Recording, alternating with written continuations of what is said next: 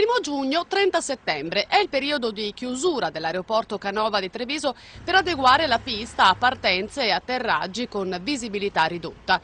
In questi 4 mesi i passeggeri dello scalo trevigiano, affezionati soprattutto alle tratte low cost di Ryanair, saranno dirottati al Marco Polo di Tessera. Molti utenti avevano chiesto la creazione di una linea ad hoc di collegamento tra la città e l'aeroporto veneziano. Ecco quindi che, per agevolare gli spostamenti, da mercoledì 1° giugno verrà attivato un servizio di bus navetta. 8 corse giornaliere, cercando di ottimizzare gli orari di coincidenze degli aerei. ACTT e ATVO, le aziende che gestiranno il trasporto, metteranno a disposizione in vari luoghi e in diverse modalità l'acquisto del biglietto: 7 euro una tratta, 13 euro andata e ritorno.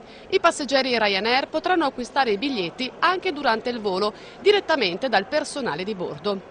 Gli autobus partiranno dalla stazione ferroviaria di Treviso e giungeranno a Tessera in circa 50 minuti, fermando anche a Silea, Roncade e Meolo.